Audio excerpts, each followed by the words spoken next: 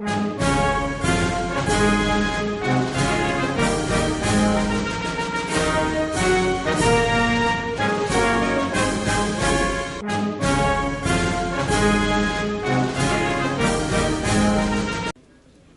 next speaker is a graduate of Freedom Law School. I had the pleasure of meeting him over 2 years ago on the phone first. When he called Bill Conklin and was curious about income tax being really voluntary. And Bill Conklin told him, well, you ought to call my friend Paymon. And he called me and said, yeah, well, I'm just curious about this income tax thing. And since that time, we started working with him and educating him about the income tax. In fact, he's one of the people that I give him the complimentary set of level 1 and level 2. I said, here, listen to this. Maybe that will help you in your search. And learn how to use the law library, which I keep saying to everybody. Look up things for yourself to verify it. Well, I was very happy that in a short order, in only about a year, he went to the law library, looked up everything, and wrote a report about his findings to the IRS about the income tax, which the IRS could not refute. And since then, he's come a long way. Now he's become probably the most famous person in the freedom movement, anti-IRS movement, to restoring our liberties. He's had over 5,000 hits a day on his website alone. And he puts the first chapter of his report out there for everybody to download at no charge. He's going to give it out so you can tell your friends about it. And this is a man of great courage, integrity, a man that is rarely found these days in government, I'm afraid. And he had the courage to do the right thing despite all the pressure that was upon him to just go along with the program the way it was being done by the IRS. Please help me give a warm hand of welcome to a man who's wakened up more people to the fraud of the income tax than anybody else in this country has for a long time. The first man to come out of the IRS itself in a major way about it. And now, let me tell you, he was not just any IRS special agent. Joe Banister was one of the few investigators they had in the Central District of California, which is underneath San Francisco and above LA. It's all his. He was the Civil Asset Forfeiture Coordinator. He was the Drug Enforcement Task Force Coordinator. Anything the FBI, DEA, Customs, ATF want to do with the IRS, rates and things like that, it all went through Joe. A fast rising star, a former CPA and still a CPA. So please help me. Before I do, by the way, let me ask anybody who's at the tables to please, or conversations, please take it outside and the tables, please, so we can give our full attention to Mr. Joe Banister.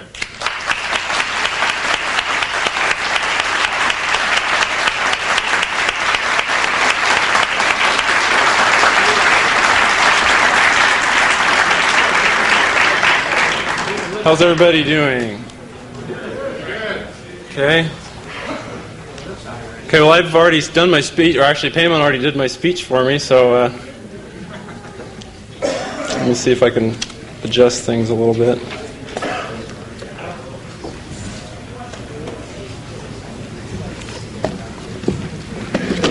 Okay.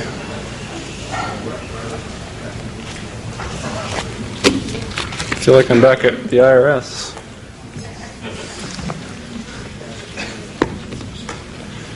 Alrighty. Well, first off, I don't want people to be too bored. So I'd like to ask how many people were here last year to hear me speak. Oh, good. So how many people weren't here last year? Oh, great. So I don't need to worry about my speech because I'm just going to tell my story. It seems to make people stand up and take notice. I think it tends to make people wonder. I've heard different stories from people, different testimonials about me having my picture on the back of this report or having it on the internet. It's not something I really wanted to have, but apparently having that picture is more than 1,000 words. One lady in particular said that she works out with an FBI agent and a local prosecutor, and she said, you know, I got this new book on the income tax and how it's voluntary, and they said, yeah, right, all that tax protester stuff, and she said, yeah, but this is the guy that wrote it. And they said, oh, do you think I can get a copy of that? So it is kind of unique, I guess, that I happen to come to this frame of mind. So what I'd like to do, I guess, is just explain to you how I got to be on this stage, or how I came to be on the stage last year. It was probably my first public speaking engagement was at Palon's rally a year ago. Fortunately, I'm still here. I feel like I've had a little bit of a target on my back over the last year, an even bigger one than I had when I was in the IRS. But I'm still here, still happy, still smiling. Hope everybody out here is going to smile and be happy, because we're going to vanquish the enemy.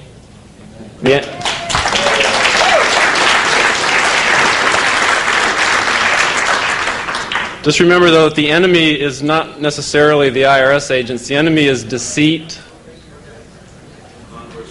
and our weapon is truth. And it's truth that will help us to win this battle.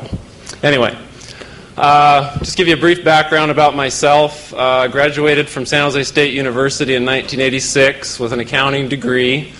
From there I went to KPMG Pete Marwick, which is an international accounting firm. I spent 3 years there, 2 years in the tax department and a year in the audit department. And the expenses of raising a family got to be a little bit much compared to the salary I was getting at Pete Marwick. So went to my bosses and said, you know, I got to find something that pays a little more. So I moved on into the venture capital industry and spent a little over a year there. And this was in 1990, 1991 time frame. And I started to look at what I was doing, sitting behind this desk and doing a lot of number crunching, and I looked at my boss and I thought, you know, I'm really not enjoying myself. I need to find something that makes my motor run and keeps me a little more motivated, because I got to work for another 20, 30, 40 years and stay motivated enough to make a living and feed my family and all those things. So I thought, well, what can I do that would motivate me? And I got this itch, more of a pronounced itch, to get into law enforcement. I thought that that would be my cup of tea, something that would make me motivated, not lose any motivation. So I thought, well, what law enforcement would be good for me? While I was in venture capital, I had taken the CPA exam, got all of my experience needed to get the CPA certificate, and in 1991, January 91, I got my CPA certificate, and so I pretty much had all my ducks in a line to be this certified public accountant, ready to take the world by storm, and then decided I really didn't want to do that. I wanted to get more into law enforcement. But I knew that local police agencies, didn't want a CPA driving around a patrol car and arresting criminals. What good is my experience to do that? But I kept looking and found that the federal government, this was news to me, and maybe to some of you it wasn't news to you, but there were all these different agencies of the federal government, kind of like Paymon's shirt.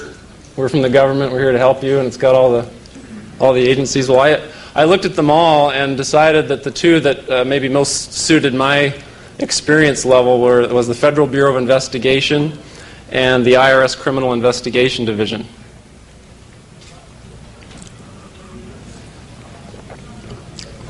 So I sent in an application to both the FBI and the IRS Criminal Investigation Division, or CID, and the FBI answered my application very quickly, like within 2 or 3 weeks. And they called me into the San Francisco office, and I took a battery of examinations, including a psychological examination, which I jokingly say that I don't know how I passed it. But apparently I even passed the psychological examination, and they thought that that would mean that it was time to interview me. So I was interviewed by 3 FBI special agents to determine if I was good for the job, and they thought so. Continued with other testing, all kinds of medical testing. And then the big deal was the FBI background investigation. And for that, you had to fill out about an 18-page form listing my teachers from elementary school, all my employers, all my friends, anything you could possibly think, because they needed to check out if Joe Banister was an honest guy. Because you see, I was applying for a position of public trust. And in order to be worthy of a position of public trust, they need to be able to check out your background. Makes sense. So the FBI checked out my background. Apparently everything was okay, and I thought that I was cruising towards Quantico, Virginia, to become an FBI agent. But it turned out that the FBI, a hiring freeze was instituted, and they were not able to actually appoint me to become a special agent. So I spent the latter part of 1991, all of 1992, and a good part of 1993 waiting, being on the outside looking in, trying to become an FBI agent, basically my dream. And then in August of 1993, I got a call from the San Francisco office of the IRS Criminal Investigation Division. Now, as I said before, I sent an application to both the FBI and the IRS. The IRS application was more as a backup. A friend of mine who was actually a special agent in the CID said, you shouldn't just apply to the FBI because there may be some reason why they can't hire you or you can't get hired. And so I applied to the CID as well, never thinking that it would actually happen or that they would call me. But I had waited so long to be in the FBI, they couldn't lift the hiring freeze. And then here was August of 1993, and the IRS gave me a call. And they said, would you be interested in being a special agent with the Internal Revenue Service Criminal Investigation Division? And at the time, I filled out the application more as an afterthought, like, well, I better just do this just in case. But I wasn't really interested in working for the Internal Revenue Service. I didn't have that many friends as it was. And I knew that having a job with the IRS, I'd have even fewer. So it really wasn't the kind of job that I thought I would like, but then again, I didn't know a lot about it. So what I did is I kind of researched more about CID and what the division did within the IRS, what a special agent would do, and basically concluded that, maybe it wouldn't be such a bad job after all. The reason I thought so was that, you carried a gun, you went after real bad tax cheats, money launderers, drug smugglers, really opposite of what I thought. I thought an IRS special agent just sat at a desk and, picked up the leftovers from the examination division or something like that, the audits that had gone really bad. But I found out that it was actually seemed to be kind of an exciting type of job. You would go and get trained, you'd carry a gun, you'd have a badge, you'd have a lot of importance and work with other agencies. And I thought, gosh, maybe this wouldn't be so bad. If I worked for the FBI, they might kind of pigeonhole me as an accountant, stick me with a bunch of boxes of books and records and never see the light of day. But the IRS is filled with accountants, and I'd just be one of the better ones, and maybe I'd do okay. So I decided to go ahead and interview for the position. And like the FBI, it was a panel interview. There were 3 special agents. I think they were all management or higher. And they went ahead, had the interview, and I apparently did well. And they offered me the job. During that same time period, they had to do another background investigation on me, because apparently the FBI or the IRS doesn't trust the FBI. Because I'm telling you, I got word from all the people that were contacted. The FBI contacted my 8th grade teacher, my people from my high school employment. They really checked me out. But then the IRS went back and did the same thing. So all my friends and relatives got all these phone calls from the FBI, and then there was kind of a lull. And then they get all these calls from the IRS about Joe Banister. So they're really wondering what I'm doing with my life that would precipitate all these calls. So I tried to explain as best I could, well, I just want to get into federal law enforcement. So the background investigation went well with the IRS, and November of 1993, I was actually sworn in as a special agent with the IRS. And my swearing-in ceremony was kind of unique because generally IRS employees, there's a lot of them. There's like 100,000 of them in the country. And when new hires come in, they'll have a big room like this, and everybody raises their hand, and they give them the oath, and off they go to terrorize you. But in my case, for some reason, I was the only one that was in the chute at that time. So I got to go to the chief's office and be in front of the flag and have the chief swear me in all by myself. My mom and my wife and my older son and my brother came to watch me, videotaped it. I was very proud of that moment when I took an oath to support and defend the Constitution. They actually do that? Yes, they actually. At least they did in 1993. So I think little did they know how much that oath really meant to me, and little did I know how much that oath would be a guidepost for me in my not-too-distant future. But after I was sworn in, I spent about a month or so being basically a special agent but not trained. They send special agents to training back at the Federal Law Enforcement Training Center in Glencoe, Georgia. And that training for me started in January of 1994. And I was sent back to Glencoe, and the first 8 weeks of training is what they call criminal investigator training. And in that training, you can be grouped with agents from Secret Service, the U.S. Customs Service, INS, Deputy U.S. Marshals, you name it. They can have these beginner criminal investigators there to get training. My particular class, you'll be happy to know, was all IRS agents. Normally there's a mixture, but in our case there were about 45 IRS agent trainees. So we got through our first 8 weeks of training, and actually I was elected to be president of my training class. And the reason I was elected was that the first day they needed somebody to collect the picture money. And like an idiot, I raised my hand to volunteer. So when it came time for them to elect a president, who's the only person's name that they knew? Joe Banister. He's the picture guy. So they elected me president of my class.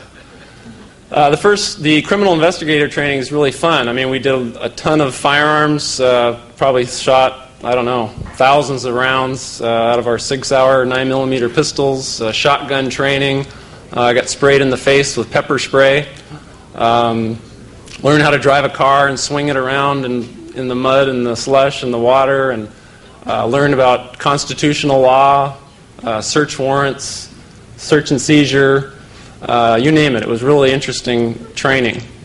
Then after the first 8 weeks, they send you back for an additional 8 weeks, and that's kind of more of an agency-specific training, where a Secret Service agent will learn about counterfeiting and protection, customs agents will learn about imports and exports, and IRS agents learn how to prove a tax case or a money laundering case.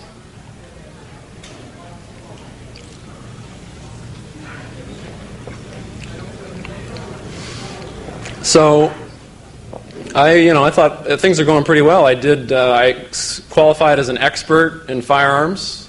I got a 95% average, academic average, and elected president of my training class. I was a very motivated individual. I worked very hard. The agency-specific training that we had, again, I was re-elected president. I worked my tail off, and in about May, June of 1994, I was sent back to the San Francisco office, fully trained. I was issued my firearm, the badge, the whole bit, so I was ready to hit the ground running.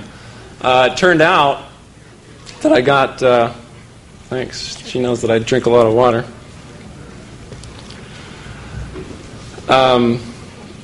Turned out that even though I was hired in the San Francisco office, I transferred to the San Jose office.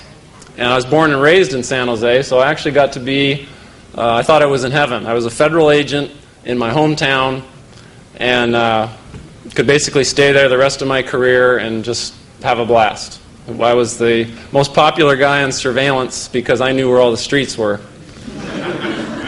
I just made sure they never went near the house I grew up in. So I would say that from about June of 1994 until December of 1996, I had the time of my life. And I know that, most of you don't know what the inside of the IRS is like, and you're thinking, well, how could this guy have the time of his life in the IRS? But it's not like, at least the CID, the division that I was in, it's not like we, picked 3 taxpayers every week and turned them upside down and shook them for all the money that we could. Our investigations would last 1, 2, maybe 3 years. We went after embezzlers, people that cheated on millions and millions of dollars in tax, where they'd sign a return saying that they made $200,000 when in reality they made $800,000. The investigations were very long and drawn out. But I was able to use my financial skills to do what I thought I was doing, which was help my country, right? Collect the income tax. It's certainly an unpopular tax, but it's something that's got to be done. A few of the interesting things that I got to do, I know there's some debate over this, but just for sake of conversation, the IRS is one of the treasury agencies. And when there comes a presidential election, you know how there can be 30, 40, 50 people running for president at the initial stages.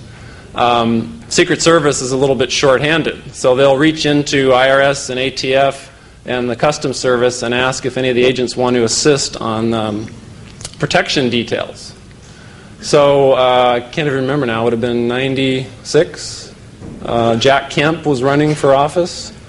And I got to go to Monterey, California, and be on a Secret Service detail guarding Jack Kemp. And I was really excited about doing such a detail right up until the time when I was actually doing it. And I had the trench coat. It was raining that day. I had a trench coat. I had the earpiece. I looked the part, the whole bit. And then I realized that, you know what? If somebody pulls out a gun, I got to take a bullet for Jack Kemp. The reality sunk in. So the excitement subsided a little bit after that thought. I also got to do some very interesting money laundering investigations. In fact, most of my work was in the area of money laundering investigations rather than tax investigations, although I did both. One of the more interesting cases was a man who liked to smuggle cocaine. And he smuggled cocaine by the multiple kilos. And he found out that he could sell his cocaine for a lot more money in Atlanta, Georgia, where the Olympics were, than he could in the Bay Area.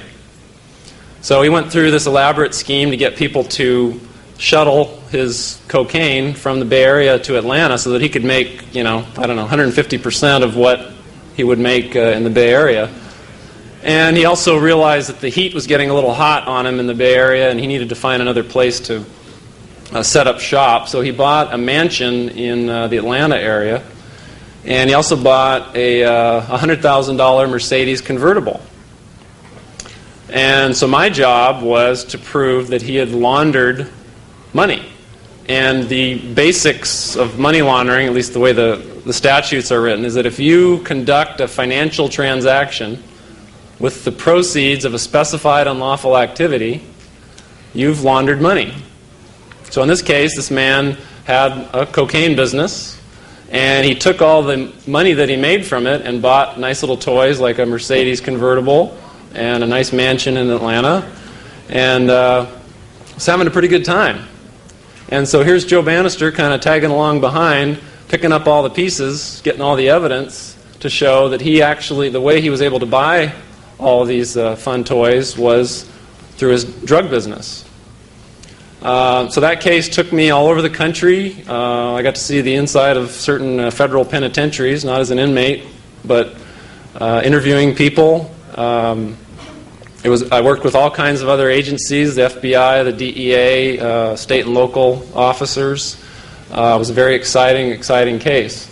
Of course, we were trying to get to the point where this man would be indicted, but it turned out that he got a bullet right here in the eye, close range, and my investigation kind of went downhill from there.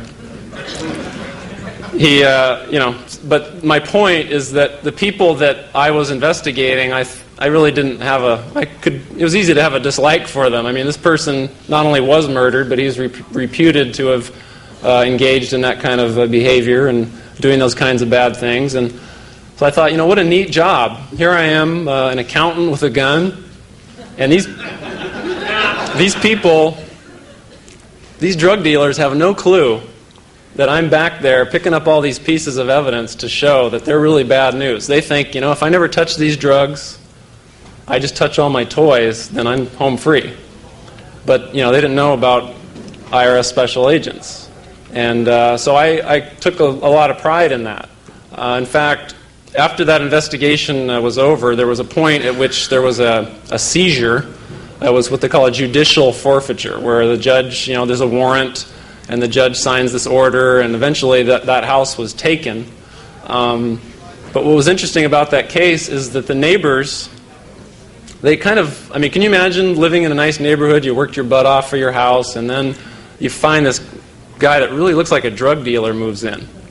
And you can really tell that he's a drug dealer because when he mows the lawn, he has a bodyguard that follows him as he's mowing the lawn. Now, this is what the neighbors were telling me that this guy did. Because, of course, my question was, well, what makes you think he's a drug dealer? So they told me stories like this. Well, he doesn't seem to work. He drives around in this $100,000 Mercedes. He's got a bodyguard when he mows the lawn. I think he kind of looks like a drug dealer. Well, it turned out that when the house was seized and he went away, these neighbors were ecstatic.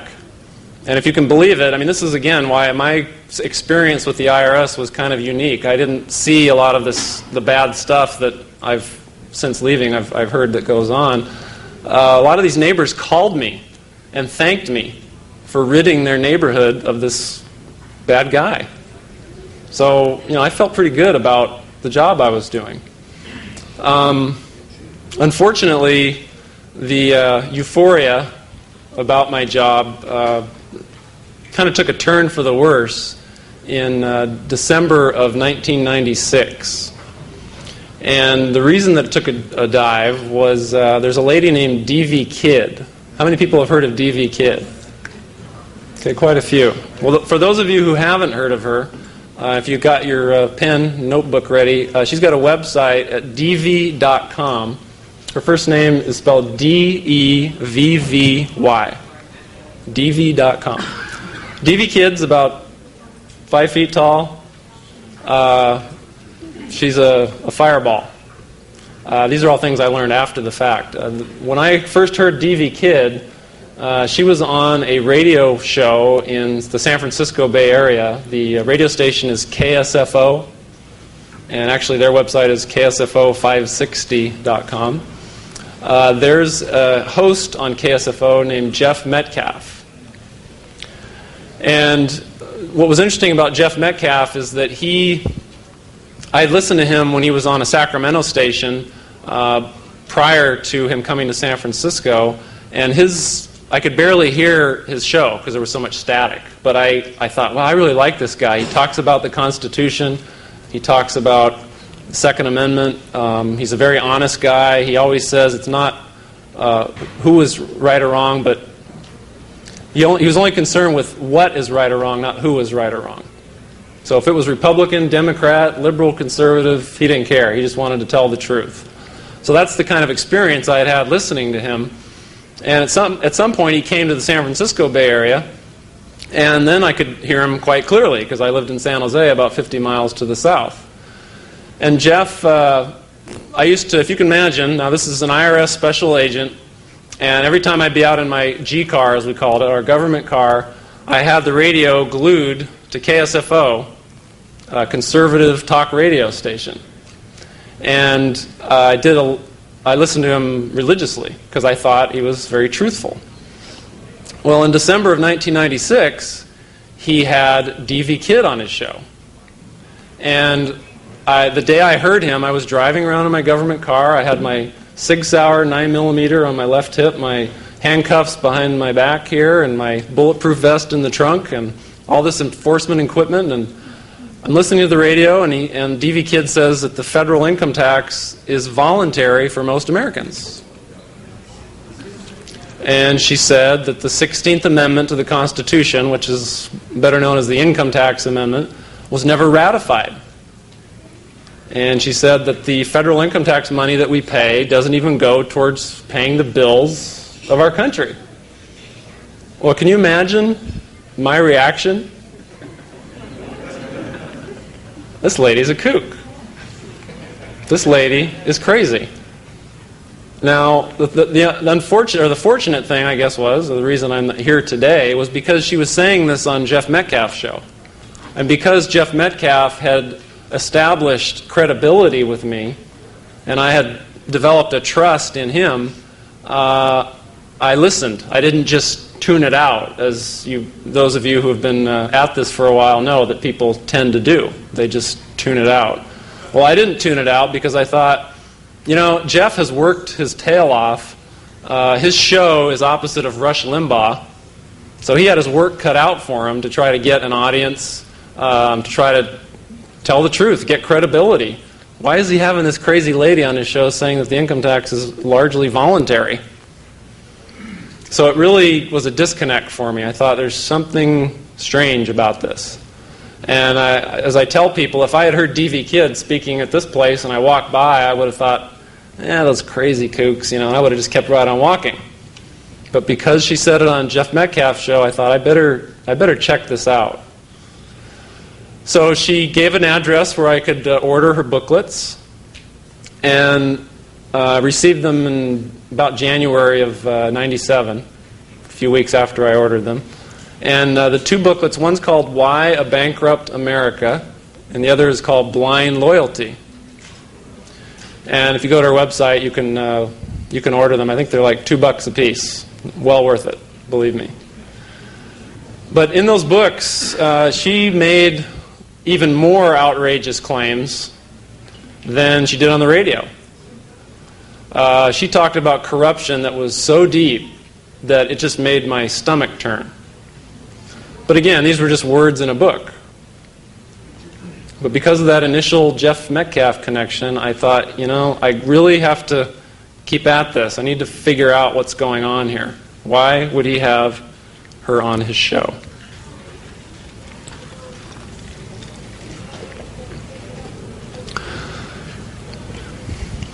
So I spent most of 1997.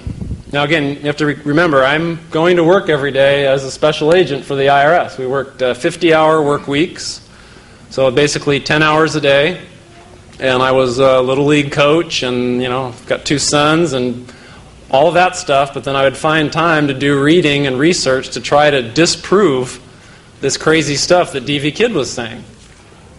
So it involved a lot of reading, and I drove my wife crazy because I like to read, but let me tell you, Bookworm did not describe me during 1997 and 1998. I read and read and read. I attended meetings. One funny thing was that I went to some John Birch Society meetings, and I thought, I think the John Birch Society, they're kind of weird people. At least that's what I hear. But I would go to their meetings because they seemed to be talking about the same stuff that D.V. Kidd talked about, the Federal Reserve and the monetary system. And since I was on this little investigation, I thought, well, I'm just going to go sit with these people and find out what it's all about. And I didn't want them to think that I was there spying on them. So I just told them, I'm an IRS special agent. And I'm just trying to find out what's going on here. I'm sure they thought, yeah, right, buddy. But I kept showing up, and they would give me books. They said, well, you should try this book. If you want to learn about this, you should read this. And Did everybody hear Ed Griffin yesterday? Okay, well, Ed Griffin, I didn't know who Ed Griffin was. I didn't know what the creature from Jekyll Island was, but a person from the John Birch Society said if you really want to learn how the monetary system works, read The Creature from Jekyll Island. It's a very thick book. And so I started reading it. And, I mean, if you have not read The Creature from Jekyll Island, I would highly recommend it. It can either ruin your life or save your life. I mean, it's an eye-opening book. But that's what I did for a long, long period of time, just reading, thinking, you know, there seems to be a lot of things that I was never taught in college. I was just coming to this realization at the age of in my 30s. I don't recall any of this stuff on the CPA exam. And so I kept on researching, and then it came to the point, and I kicked myself for not thinking of it sooner, but I thought, why don't I simply call these people and ask them directly? Because you see, D.V. Kidd, these books that she puts out, they're only about, 50 pages a piece, and they're based, just little pamphlets. They get the job done. They got information in them. But she puts the telephone numbers and addresses for all these people right in the booklets. And I'll try to talk about it a little more later, but it's interesting the openness that I noticed starting with these telephone numbers compared with what I would later learn or what I would later experience with the Internal Revenue Service. So just keep that in mind. But she would put the telephone numbers of these individuals who had these various claims about income tax returns and federal income tax and monetary system and this corruption and vote fraud and all these different things. And so I just, the lightning rod struck me, why not just call them and ask them, is this really true? So I flipped through the books and I thought, okay, well, who am I going to call? And the first person I decided to call was Bill Conklin. Did everybody hear Bill Conklin's speech yesterday? Well, and again, I've never heard of any of these people. They're just a name to me. They got to be somebody that, is crazy, just like D.V., right? That was my expectation, and that's what I've been taught and trained about from the IRS. So I called Bill Conklin, and I left a message on his voicemail. I had taken the day off of work. Government employees have lots of vacation days to burn. So I burned a vacation day calling a tax protester, so-called. I left a message on his voicemail, and I said, hello, Mr. Conklin. My name is Joe Banister, and by day I'm a special agent with the IRS Criminal Investigation Division. But I'm just calling to try to find out if these claims you make about the Fifth Amendment and voluntary filing of income tax returns is true. Now, can you imagine what Bill's reaction must have been?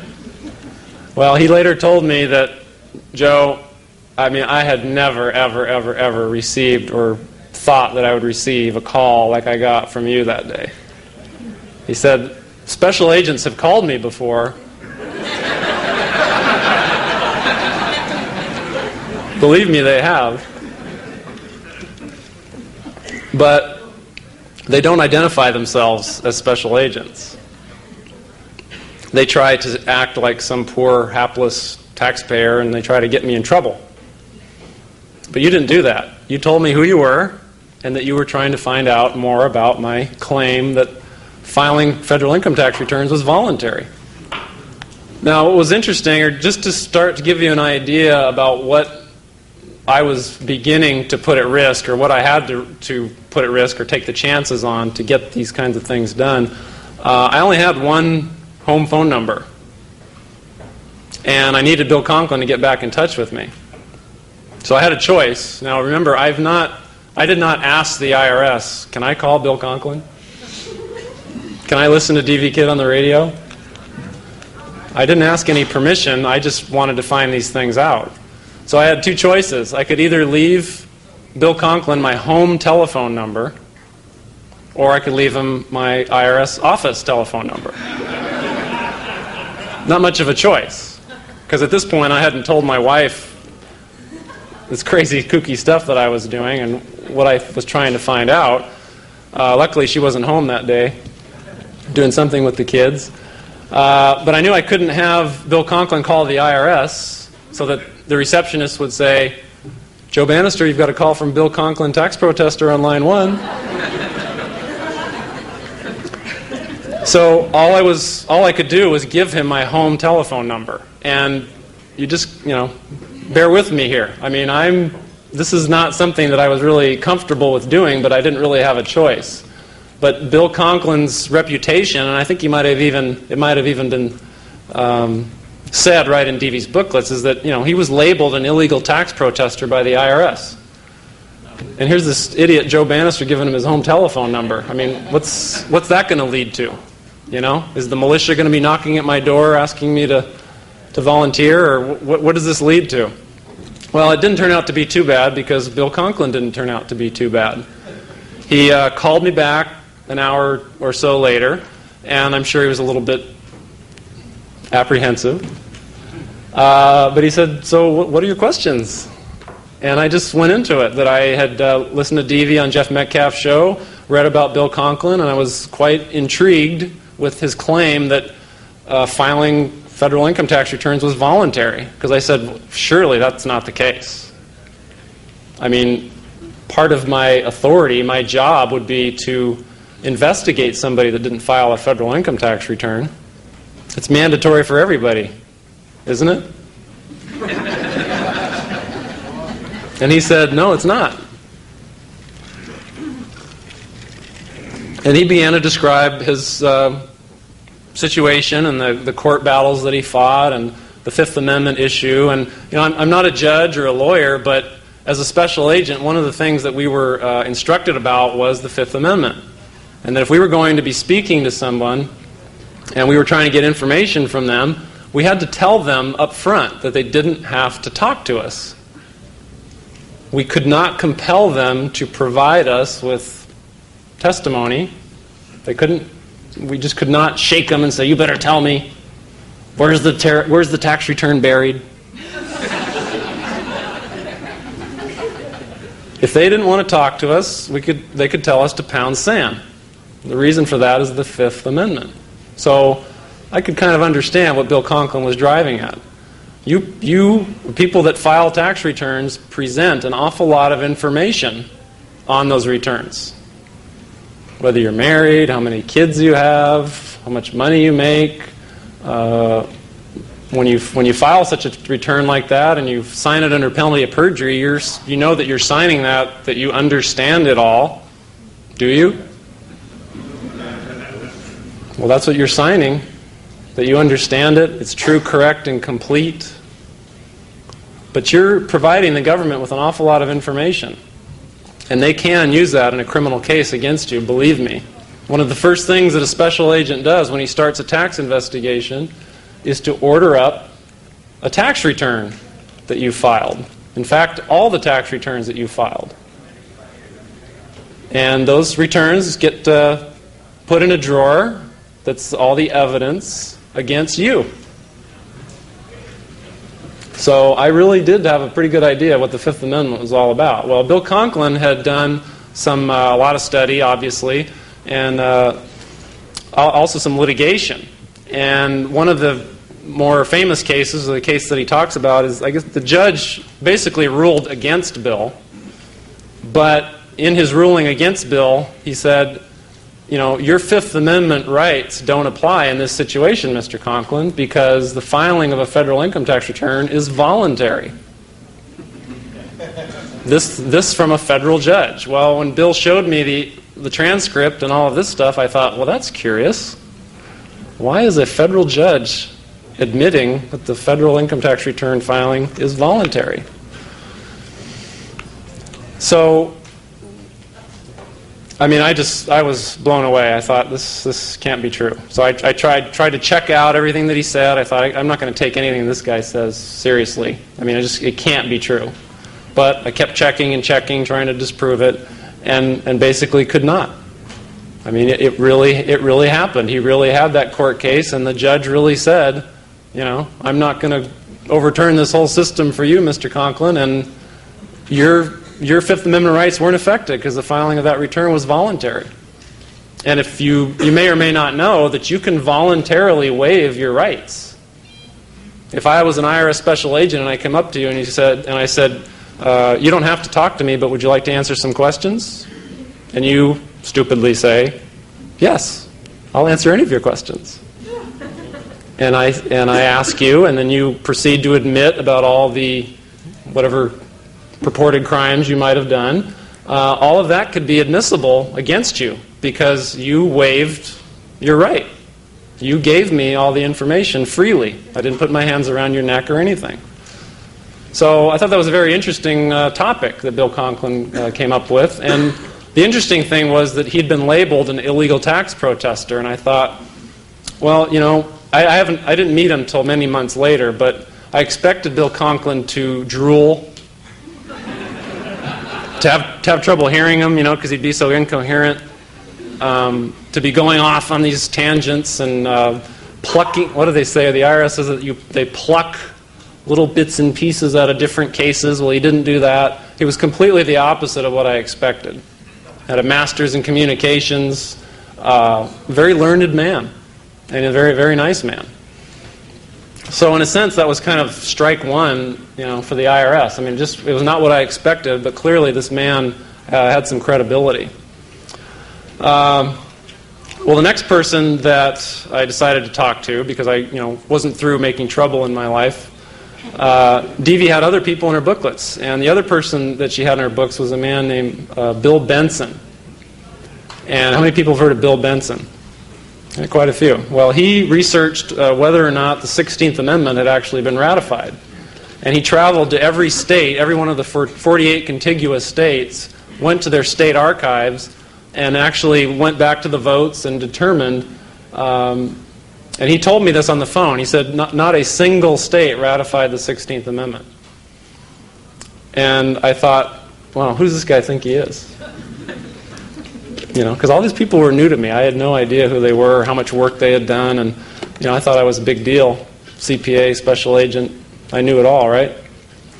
Well, that wasn't the case. But I wasn't arrogant about it, but I just thought, this cannot be true. But over a period of months, Bill Benson mailed me everything that I asked for. He didn't guide me on what I should look at. I decided what things I wanted to look at or prove. And he sent me tons of documentation, sent me his books.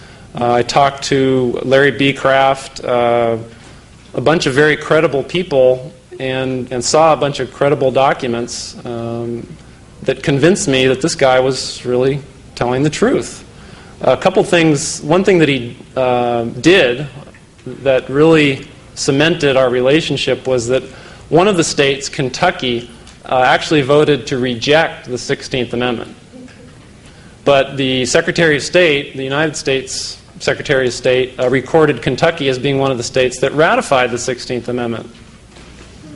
So Bill Benson sent me, I think he only had two. He sent me one of two of his certified copies of the Kentucky resolution showing the vote, that they actually rejected it. It had the ribbon and the seal and the whole bit. And he never had met me. He had no reason to trust me, but he sent me the original document. And again, remember what I was telling you about how open people were with me?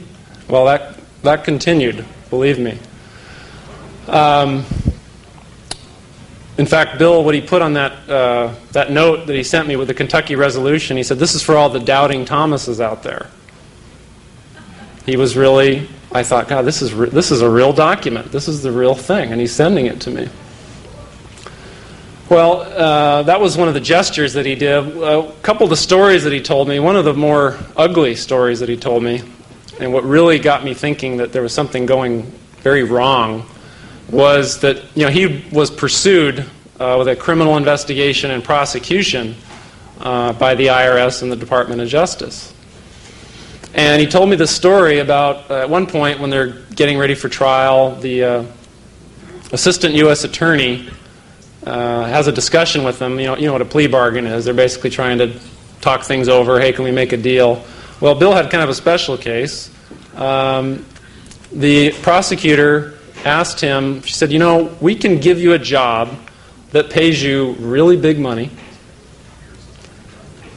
and we can go easy on you on these tax charges if you will provide us with your 17,000 original documents proving that the 16th Amendment was never ratified.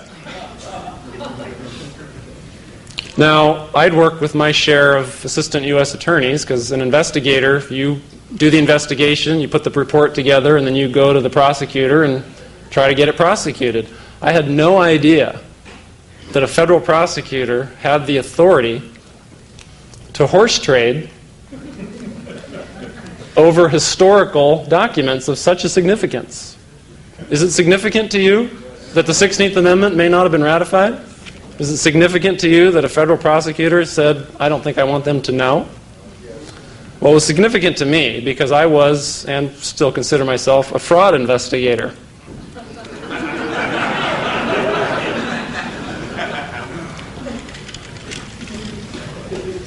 And if that didn't smell like fraud, I don't know what did. So in a sense, that was kind of strike two for the IRS in my mind. And this is progressing over a long period of time. I'm still going to work every day trying to stay motivated. I was getting tougher and tougher. I'm glossing over a lot of things. I mean, I just did a boatload of research. I've got so many file cabinets and binders and evidence and documentation, it's not funny. I mean, it just, again, drives my wife crazy. But it's proof to me. I wanted proof. I wanted to see it with my own eyes. I wanted to see whether these people had credibility. And in my opinion, they do. So there were a number of other people I talked to. I did also gloss over that one of the people I talked to was Paymon.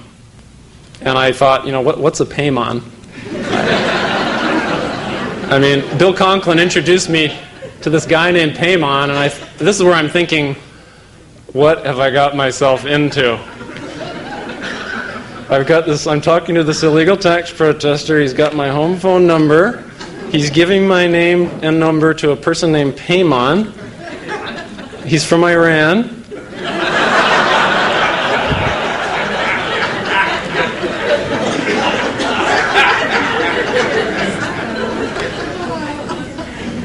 I mean, it was some heart-pounding stuff. But just talked to all kinds of people. I talked to Jack McLam. I talked to all these people while I was still an agent. And I did it on my own time. I didn't go and ask the IRS for permission to look into these issues because somehow I thought they wouldn't give me permission. But I guess there just came a point when I knew that there was really a problem here. That all the stuff that I had tried to disprove, I could not. Now I knew that there were scams out there, and there were people that were saying stuff that was way out there, and I couldn't really comprehend. But the people that I had communicated with, the DV kids, the Bill Conklins, the Bill Bensons, the Paymons, I already said him. People that I thought these people are nothing like what the IRS has described them to be. And it made me realize that I wonder if the people that I'm working for, if this agency sold me a bill of goods. But they've been telling me a lie all these years. And fortunately, I decided to look into it and found that I think the IRS is lying about these people. They don't want others to listen to them, so they discredit them. And it's pretty effective, isn't it? And I think that might be why I don't hear much from the IRS, at least not so far. Maybe they're planning something for me. But it's a little difficult to call me anti-tax, anti-government.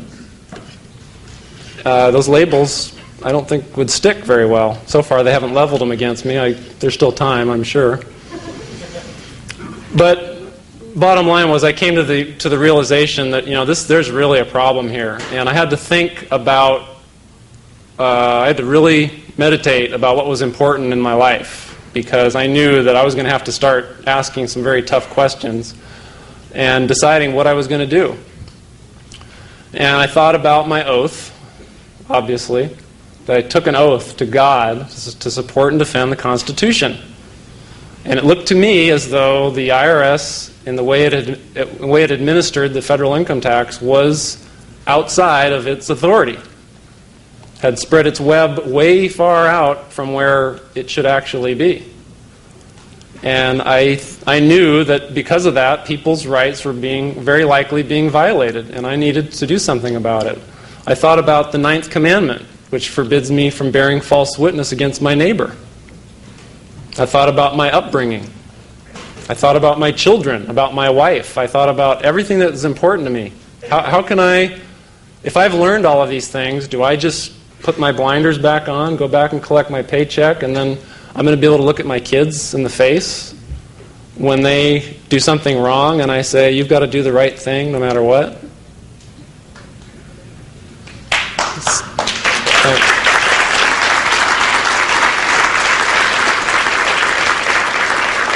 So those are the kinds of thoughts that were going through my head, and I called D.V. Kidd at about that time, and I wanted to thank her for ruining my life,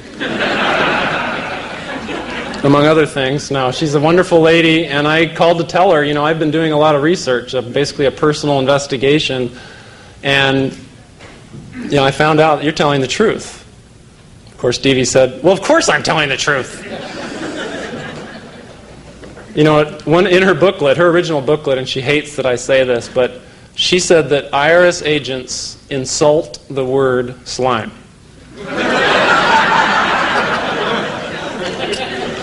And even though she hates me telling you that, I'm telling you that had an effect on me. I am not slime. So I talked to D.V. about my whole journey, and D.V. being who she is, she said, well, what are you going to do about it? And I said, well, I took an oath, and I found out what I believe to be some very bad things that this agency is doing, and I'm going to start speaking up about it. So I decided to put together the highlights of my research and all my evidence, and I put it into the form of a 90-page report. And I did it very similar to how I would do a criminal investigation. Gather all the facts and evidence and testimony of witnesses and present the report showing that the case merited criminal prosecution or dismissal of the investigation. Well, I knew how to write a report like that, so I put together a report on the federal income tax and all my research. I called it preliminary, and it didn't look like this when I submitted it. I mean, Paymon's done a pretty nice job, don't you think? But I put a preliminary report because, as I say, I'm not a judge or a lawyer. I'm a CPA. I've got a fair amount of competence. I can shoot straight. They trusted me with a gun, and I've come to this conclusion. But I'm going to call it preliminary because I haven't gotten the other side. I mean, I think I've gotten the other side because they seem to be lying an awful lot about these people they call tax protesters. But I wanted to get the IRS's position because my bottom line was, you've given me a gun and handcuffs and pepper spray and bulletproof vest to enforce these laws, and I want to know that what I'm doing is right. Once you let me know that, I can move on with my life.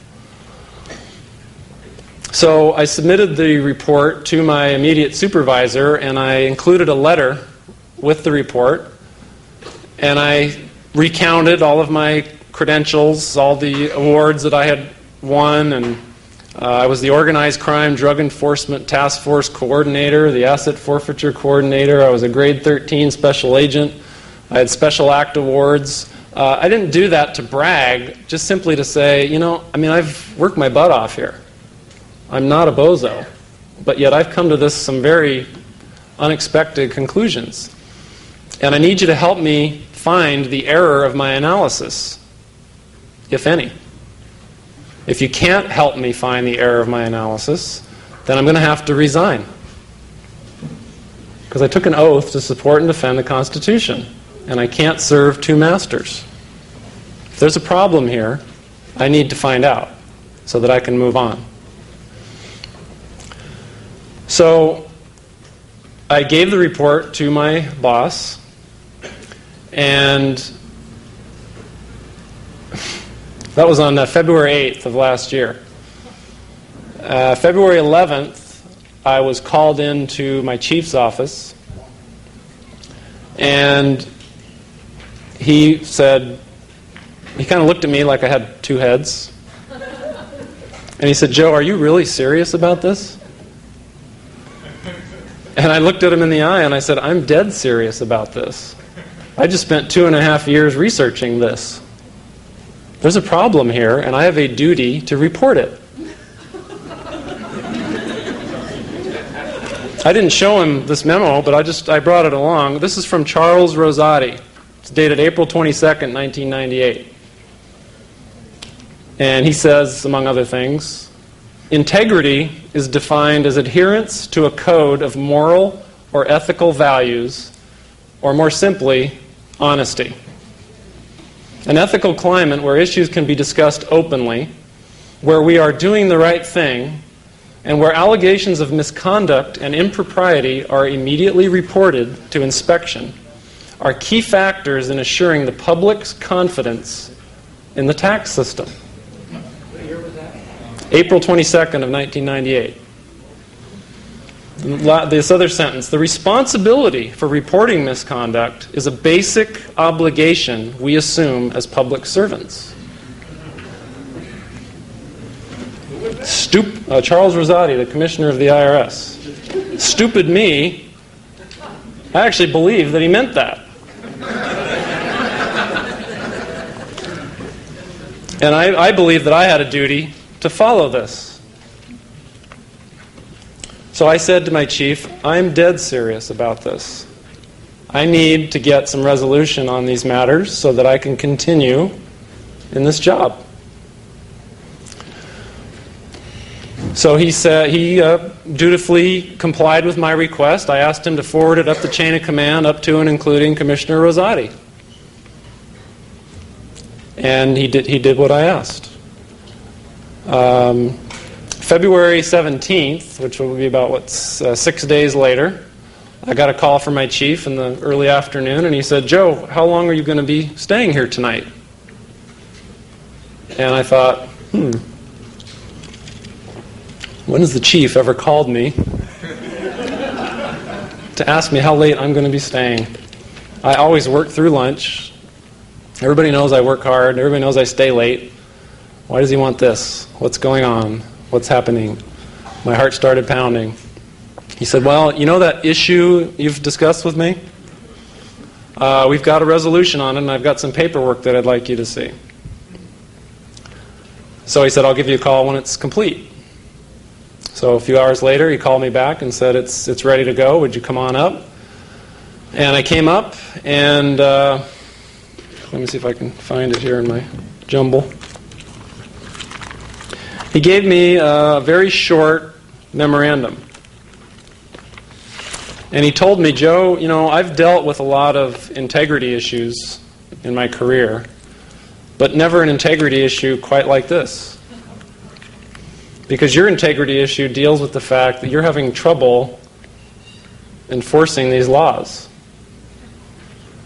And he said, "So I've never dealt with this, and I'm not quite sure how to proceed, so I'm being told how to proceed.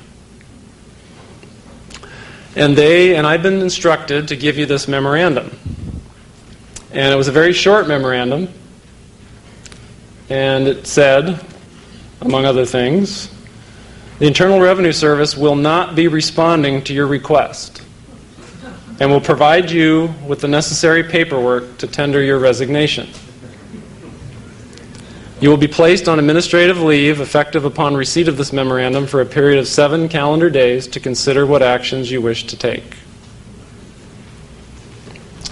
So I realized that I was about ready to embark on an unplanned vacation. It was 1999, a year ago, a little over a year ago. So I realized that, wow, things are really moving quickly. Looks like there's some problems here. They're putting me on admin leave. This is a big problem. What am I going to tell my wife? What am I going to tell my kids? What am I going to tell my family? What have I done? Interestingly enough, they were trying to be kind, and they said, well, Joe, we're putting you on admin leave, but there's a book that special agents have to sign in and sign out so their boss knows where they're at. And so they were trying to be nice. They said, Joe, you don't have to put admin leave in the book, because if you put admin leave, that has a certain connotation to other law enforcement officers. That means you've done something really bad. And so that you don't have to put admin leave. We don't want people asking, what's going on with you. It was very kind of them. They also said that I didn't need to clean out my desk. I said, that's very kind of you to offer. I went downstairs and I wrote in the biggest letters that I could, ADMIN, admin, so that everyone would look in that book and see that I was on admin leave. I went back to my desk and I cleaned it off spotless.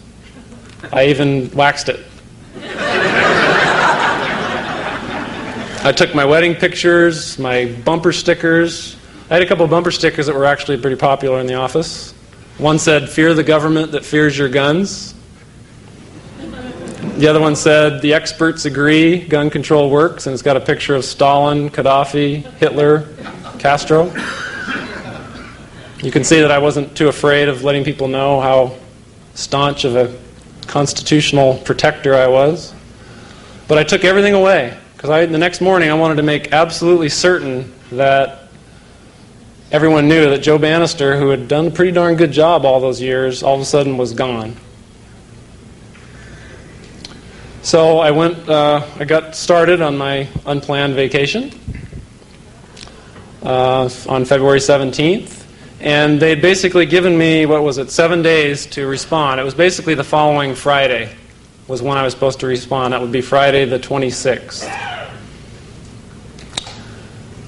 And it was a difficult week for me because I didn't know quite what to do. I thought, this is cruising towards a point when I may be losing this job. I was getting paid with benefits and all the goodies, maybe about $80,000 a year. I had taken the job believing that I was going to spend a whole career at it. And here I had really gone down a road that there was no turning back from. But you can see by their response that they were kind of putting things back in my lap. What are you going to, kind of like Devi said, what are you going to do about it, Joe? So I decided to start composing my resignation letter. And I composed a resignation letter to Commissioner Rosati, and it's actually on my website. For those of you who haven't been there, it's freedomabovefortune.com. And I basically recounted all of everything about me, what I was authorized to do, how hard I had worked, and my confusion at the way I was being treated. Especially in view of the memo that I read to you and all the pronouncements that talked about all the integrity and honesty and all these things that were supposed to be a part of administering this income tax. And apparently these people weren't interested in that. So it was interesting, the calendar and the timing of it, because February 26th was kind of the drop-dead date. That was the day that I was supposed to tell them I was leaving or staying or whatever. Well, the day prior to that, February 25th, was my birthday. And February 25th is also the day in history when the 16th Amendment was proclaimed to be ratified. So I thought to myself, okay, this is a tough decision. I can get an extra 8 hours of government pay. and resign on the 26th, or I can resign a day earlier on a day that I'll never forget. So on Thursday the 25th, I called up my boss and I said, I'm going to do it. I'm going to resign. So I came in and turned in my pager, my computer, my handcuffs, my bulletproof vest, every piece of enforcement equipment, everything. Severed it all. Turned it all in. And it was interesting, on the one of the separation letters, my boss put, due to the voluntary resignation of Joe Banister. I thought it was interesting, that word voluntary. But at about 4:30 on Thursday the 25th, I walked out of the door of the IRS.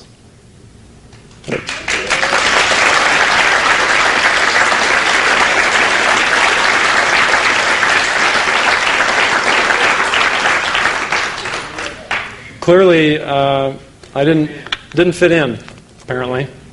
I wanted to, but I didn't fit in. I mean, there were things like, this is a document that says, I'm proud to be a special agent and will fulfill the responsibilities placed in me by the service in my country. I'm dedicated to uphold the provisions of the Constitution of the United States and the policies and procedures of the service. I mean, there was a time I was very proud to be a federal law enforcement officer. But I don't know about you, but I think it's very, very suspicious that this agency didn't want to talk about this. Now, some of the agents I heard through the grapevine were saying, Joe, you just didn't ask it in the right way.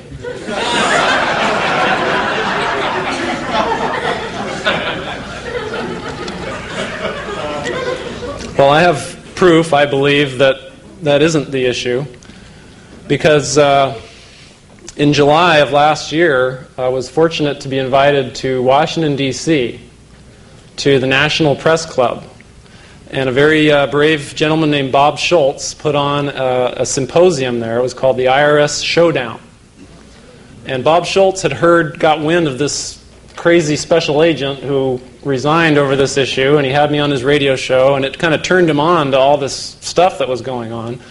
He had already been fighting the state of New York, and he knew that the government had a little corruption here and there. But he glommed on to this issue because he couldn't believe how astounding it was that somebody like me would research it and then just be blown off by the IRS. I mean, just say, hit the road, buddy. So he put together this symposium, and he gave the government officials, and I'm talking about the Treasury Department, the Internal Revenue Service, the Congress, the Clinton administration, you name it, he sent them an invitation, a formal invitation, certified mail, return receipt requested, inviting them, giving them 2 months notice to show up during the week at the National Press Club to debate or discuss these various issues that are in my report, or a lot of the stuff that you've heard this weekend. And do you know that not a single bureaucrat showed up? They couldn't spare a single government employee. After we all flew from all over the country, we came to their backyard, and they couldn't spare one person.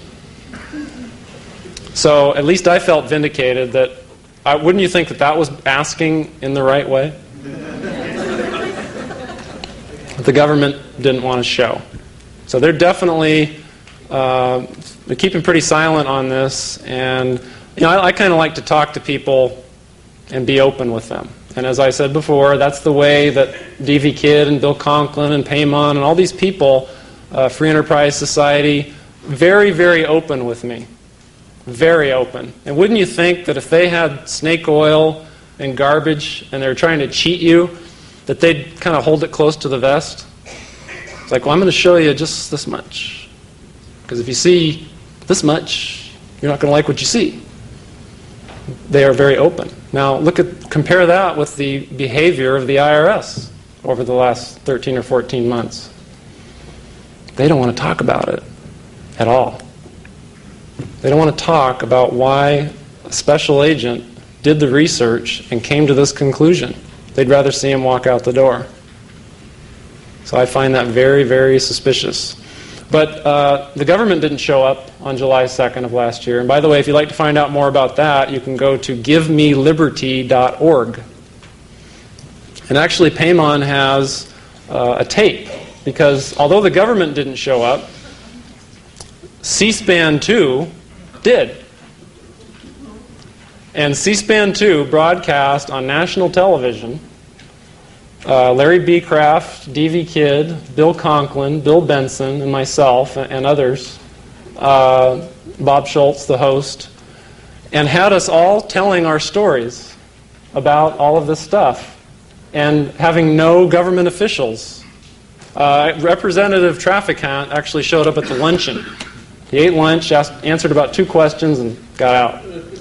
But other than that, no one showed up to the symposium to discuss these issues. So C-SPAN 2 broadcast the entire production, and I remember getting a call from one of my cousins in the Midwest saying, "Joe, I saw you on TV." I mean, we couldn't believe it. They actually had broadcast it nationally, and they rebroadcast it 3 or 4 times. And we found out from C-SPAN that they had gotten more requests for this videotape than anything they've ever broadcasted.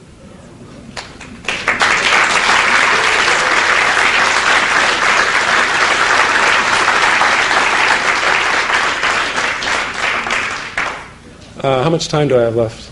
You're over. I'm over. 5 more. 5 minutes? Okay.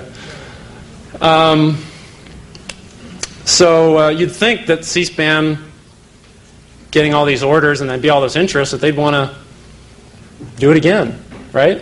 Well, we came back in November of last year and did it again. This time we had even more interesting information. Bill Benson was going to announce the name of the U.S. Senator who, through an attorney, tried to bribe him into not releasing his book, The Law That Never Was. We had a man named Dave Bossett, who, after researching the Internal Revenue Code and the regulations, with the help of, it's called taxgate.com, went through the procedures with the IRS as far as the payroll tax goes and ended up with a refund check. And, I guess those are kinds of things that the government, somebody doesn't want to be known. So somebody bought the time what we were supposed to be broadcasted with, and we didn't get broadcasted. Strange. Very strange. So it's been kind of an uphill battle trying to spread the word. I don't do this full time. I'm gone back to being a mild-mannered accountant, which, as I told you, I love so much. Kind of extinguished my law enforcement career. But I don't do this full time. I do have my website. I try to get out when I can. But, as far as I'm concerned, I've put my family through hell. And I'm not, I owe them some responsibilities myself. And so I just can't be everywhere. And I wish there were more agents that would learn about this. Because I must tell you, I wasn't hired and they said, "Okay, Joe, here's the secret. All these stupid idiots out here are paying this tax, and it's really voluntary." Most of them don't know. They haven't researched it. But I took the time and researched it, and here's the conclusion that I came to. I'm just hopeful that sooner or later someone else will take the time, do the research, and then they'll be up here on this stage next year. But in the meantime, it's really up to you to spread the word the best that you can. I've talked to many people who say, "Thank God for you. Thank God you put your picture on this book, because I've been trying to tell my father for the last 7 years about this stuff, and he says I'm crazy."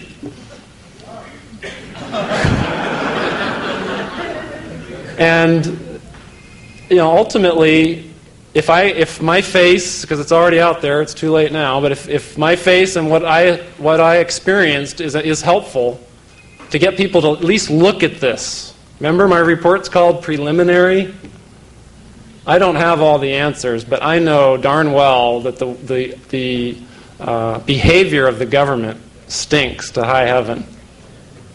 Their behavior shows me that they're not acting above board. It's pretty plain. And I think the American people need to know that. Look at what it did to me. I thought that there was some semblance of righteousness, and it was unpopular, but there was some basis for it. And it turned out that there was little to none. And it really bothered me. It bothered me enough to quit my job and change my life forever. So I'm hopeful that you will each go out and spread the word. I'm hoping that you will write to your congressman. I'm hoping first that you'll research this. For those of you who aren't familiar with any of these things about me saying the income tax is probably voluntary for you, the 16th Amendment, do your homework. Take your time. That's what the internet is for. It's free. I've got a copy of, there's a third of my report. It's on my website. You can download it. Take the time to educate yourselves and then start to tell your friends and neighbors that they're being deceived, at least in my opinion, and let them make up their own minds. And really, that's all we can do. The government has very deep pockets. They've got lots of lawyers, and there's 3,000 minus one special agents that are still out there. So don't act before you think. Don't act before you educate yourself. There's time. Just the best thing you can do is exercise your First Amendment rights. And one of the ways you can exercise them is by writing to your congressman, to the president, to the Supreme Court, write to all the branches of government, write to people and say, you know, I heard a guy named Joe Banister who sounded pretty credible. And I'm taking a leap here that you believe that. But he's just trying to find out if this is the truth, and the government won't respond. And you know what? That's not what America is all about.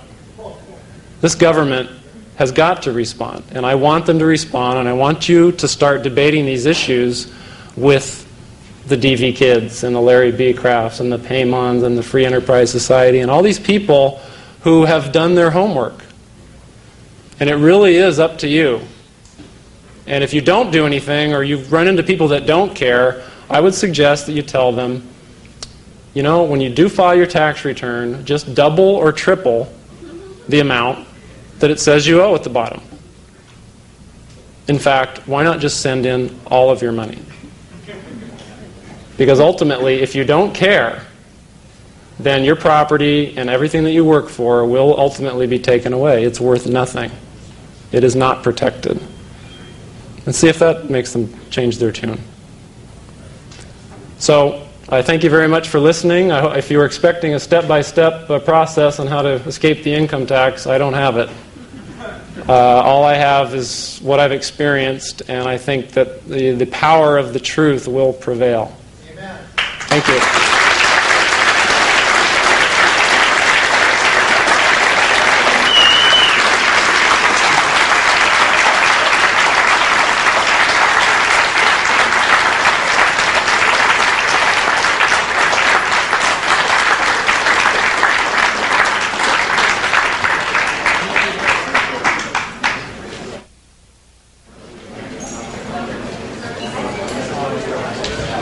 Hold on, folks. Don't leave yet. We're not done. Now, Joe forgot to give you the last ammunition. Come back if you want to know the last thing he forgot to tell you about. What he forgot to tell you is that with what he's done, he just opened up a big opportunity for you individually to get your freedoms back because of his story and what Joe Banister went through. You see, Joe wanted some straight answers. He wanted to know the authority behind the income tax, which he was not shown. He was not shown by refuting his report. He's spoken about this subject many times, and there's videos, audio tapes of this available.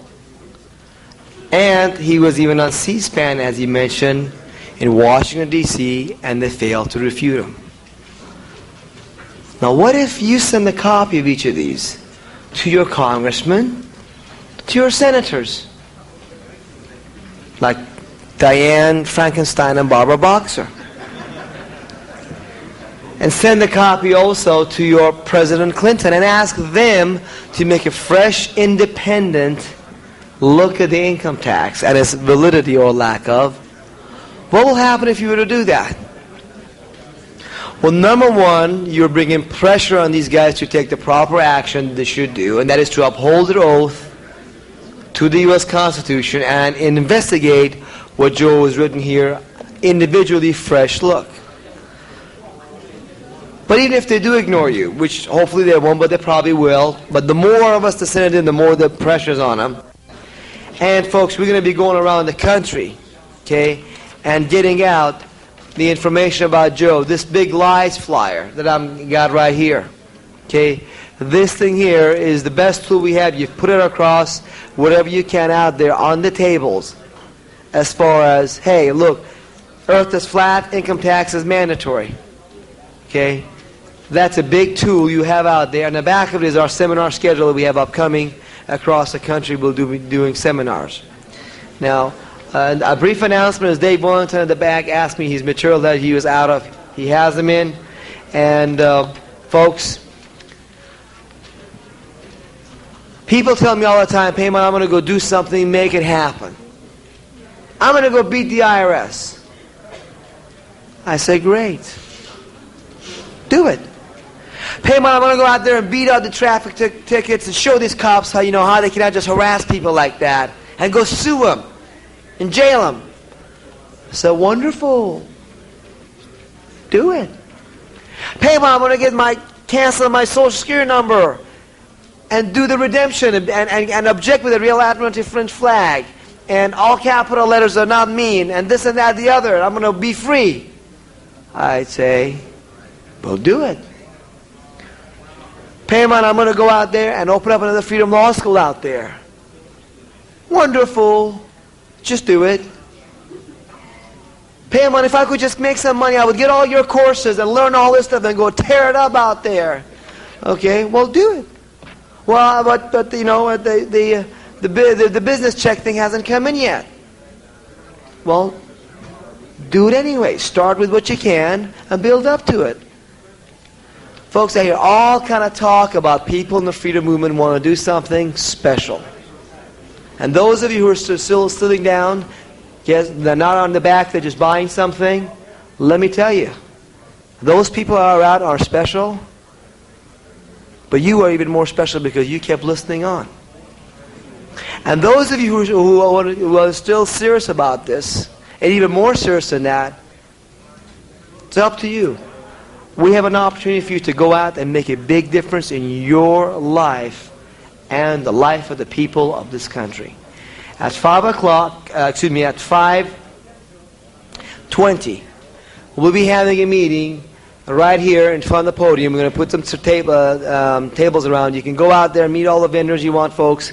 And take half hour, take 40 minutes. At 40 minutes from now, we're going to have a small meeting of those who are interested in opening their own freedom law schools or making a big difference and contribution in helping us to get the word out there in any way you want. If you're serious about that, let us know because we're coming to other locations and I'm going to just announce briefly, you make an announcement in just a few minutes, okay, about, folks, we're going to be in Austin on May 13th and other locations across the country. Folks, if a flyer doesn't have it, just ask us.